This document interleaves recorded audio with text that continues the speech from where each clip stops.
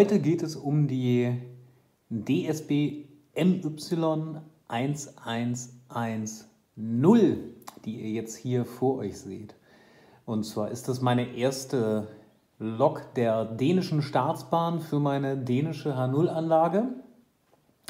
Stammt von Märklin und zwar aus den Neuheiten von 2019. Nummer bei Märklin ist die 39677 und das Ganze ist eine Diesellokomotive der Epoche 5. Was heißt das? Also relativ neu. Die Epochen könnt ihr natürlich auch bei Wikipedia nachschauen. Die Epoche 5 war quasi bis 2005 ungefähr. Ab da sollte die Epoche 6 beginnen.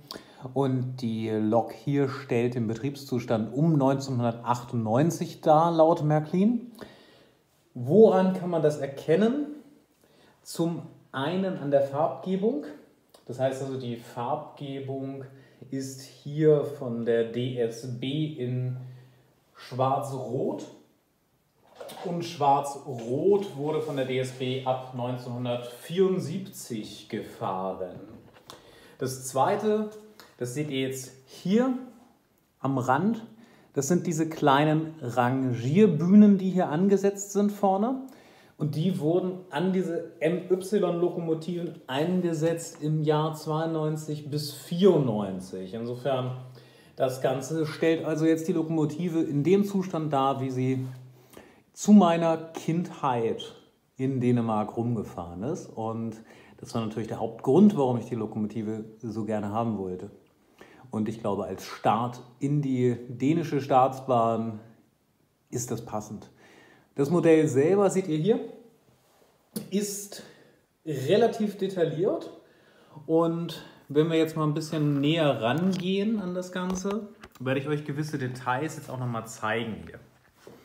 Das heißt, wir haben hier, und das ist ein Unterschied zu den bisherigen NOHAB-Loks, wie also diese Serie hier heißt von Märklin. Wir haben hier die Scheibenwischer, die einzeln angesetzt sind also nicht mehr Bestandteil der Lokomotive wie vorher. Wir haben dann hier diese kleinen, ich denke mal Haken sind es, um die Dachplatten zu heben. Die sind durchsichtig, das heißt, es sind wirkliche Haken. Mal schauen, ob man das jetzt wirklich in dem Detail gerade auch auf das Video bekommt, dass ihr das sehen könnt. Wird wahrscheinlich ein bisschen schwierig. Ja, jetzt kann man es doch, denke ich, sehen. Das heißt, die sind durchgängig, da könnte man theoretisch auch wirklich die Lok dran aufhängen. Und weiter geht's, die Lüfter hier oben. Man sieht es jetzt so ein ganz bisschen wahrscheinlich auf dem Video. Die sind auch durchgängig, das heißt, also, da kann man durchgucken bis in die Lok rein. Die waren früher eben auch nicht durchbrochen. Und das sind, glaube ich, so die Hauptunterschiede zu den älteren NOHABs. Es gibt dann noch so ein paar weitere kleine Unterschiede hier, was diese Griffstangen und Türen angeht und solche Sachen. Aber das waren, glaube ich, die Hauptunterschiede, so wie ich es verstanden habe. Ich bin selber aber auch kein Riesenexperte, was diese sogenannten NOHAB-Lokomotiven angeht. Also insofern werdet ihr mit Sicherheit den einen oder anderen treffen, der sich da noch besser mit auskennt, mehr Informationen dazu geben kann. Und ich weiß, NOHAB-Lokomotiven sind ein kontroverses Thema unter Modellbahnen, denn es gibt ganz, ganz viele Versionen von ganz, ganz vielen Herstellern, die alle etwas unterschiedlich geraten sind. Und ein großes Thema ist immer, wie ist hier das Fenster gestaltet? Also ist das wirklich so wie im Original und ähnliches? Ich muss sagen, mir gefällt sie, mir gefällt der Detailgrad der Lokomotive auch sehr gut. Die Bedruckung gefällt mir sehr gut. Und primär liegt es daran, es ist eben von der DSB und es soll eine dänische Anlage werden. Also, was kann da schiefgehen? Nicht viel. Und die Lok hat nämlich auch noch ziemlich coole Funktionen, die ich euch einmal vorführen möchte einzeln. Denn die kann eben nicht nur, wie wir das jetzt hier sehen, Licht anmachen, sondern die hat tatsächlich 21 Funktionen in Summe, außer der Tatsache, dass sie natürlich vorwärts und rückwärts fahren kann. Und die werde ich euch jetzt mal alle einzeln vorführen. Was wir jetzt hier haben gerade ist das Spitzensignal, Funktion F0, kann man ein- und ausschalten. Seht ihr, gibt es auch vorne und hinten. Das heißt also, was ihr jetzt hier habt, ist die Spitzenbeleuchtung hinten, also die Rückbeleuchtung in Rot. Und jetzt habt ihr hier wieder die für vorne.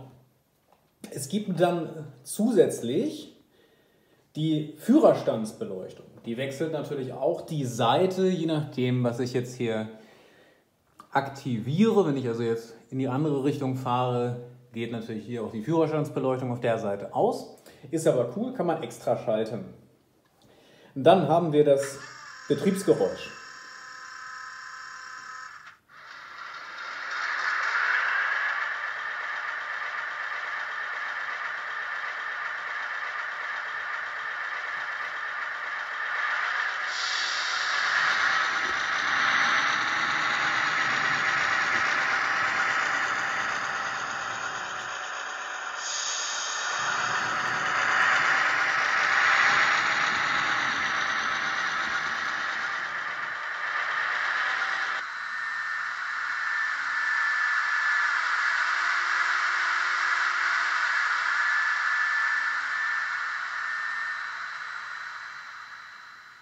So, das war das Betriebsgeräusch F2. Wir haben dann das Signalhorn.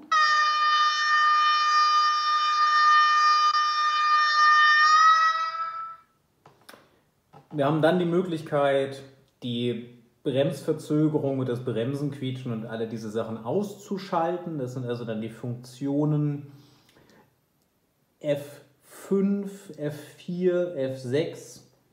Alle diese Sachen. Dann haben wir ein Rangierhorn als Funktion noch, als F7. Das ist also ein relativ kurzer Ton. Und dann sind wir auch schon bei F9 angekommen. Und zwar ist das dann das Sanden. Ich mache es nochmal. Dann haben wir F10, den Lüfter.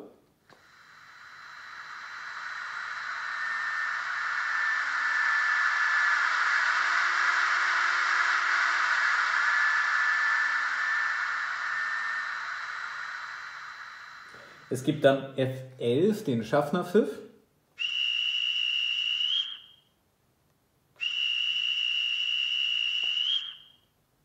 Dann haben wir F12, den Kompressor.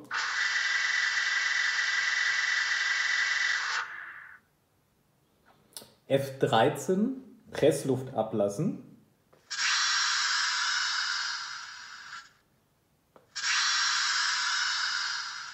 Dann gibt es F14, das ist der Rangiergang und das Rangierlicht.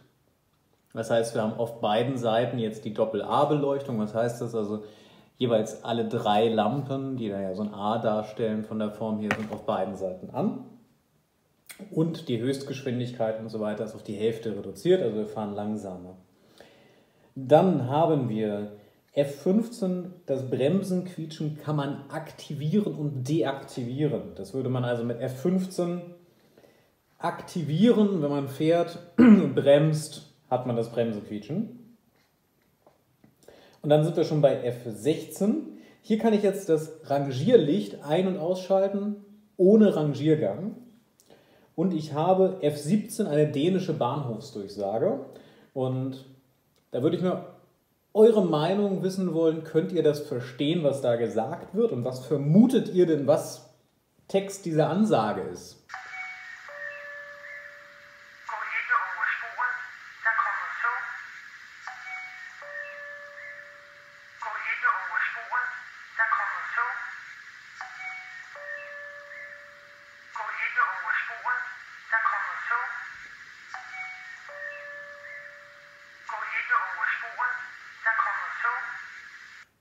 Ja, ich habe es euch jetzt ein paar Mal vorgespielt. Vielleicht habt ihr eine tolle Idee, was denn das eigentlich ist.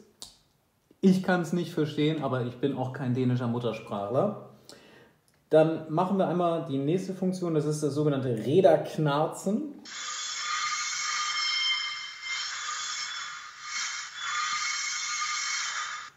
Dann haben wir noch Ankuppeln, F19.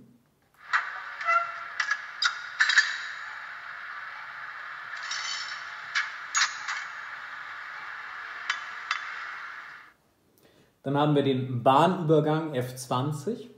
Bahn steht ja jetzt auch passend da.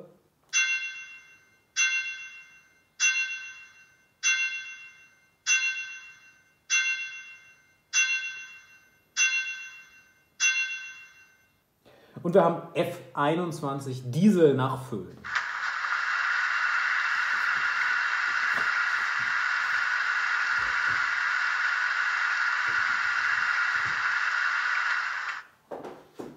Also das war jetzt für euch einmal so der Überblick über die verschiedenen Geräuschfunktionen und Lichtfunktionen der Lok.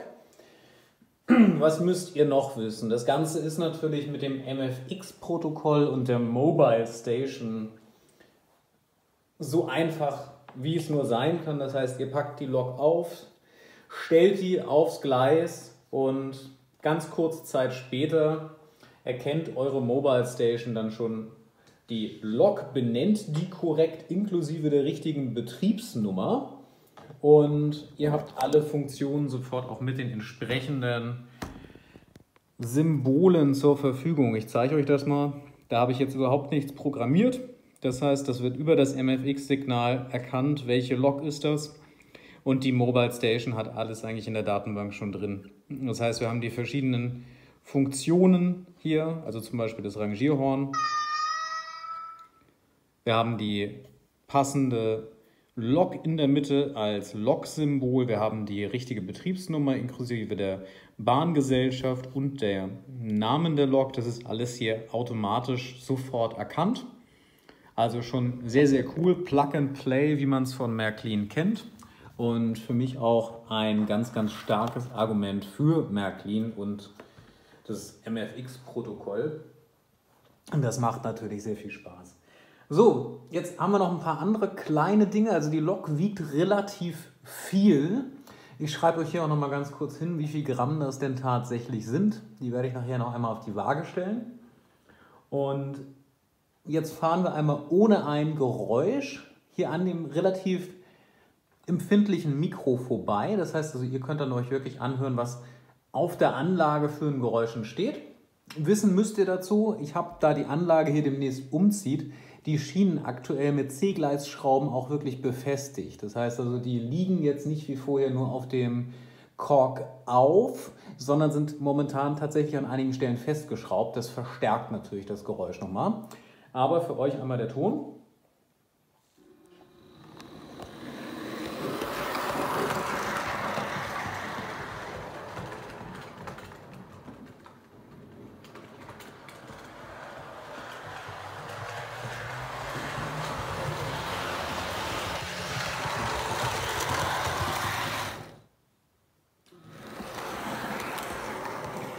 So, also ihr habt, wie gesagt, nicht viel gehört. Man hört den Motor überhaupt nicht. Das Einzige, was man eben hört, ist das Geräusch der Lokomotive durch das Gewicht auf den Schienen. Wir können jetzt natürlich nochmal das Betriebsgeräusch dazu anmachen.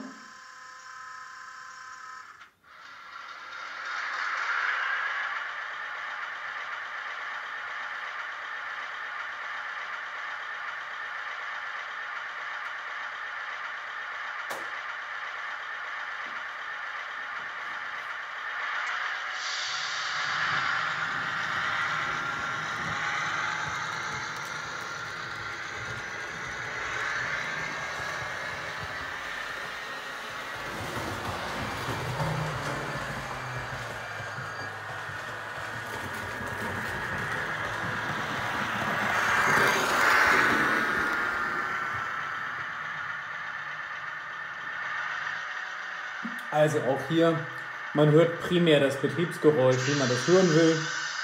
Und da macht er halt zwischendurch noch einige weitere Geräusche.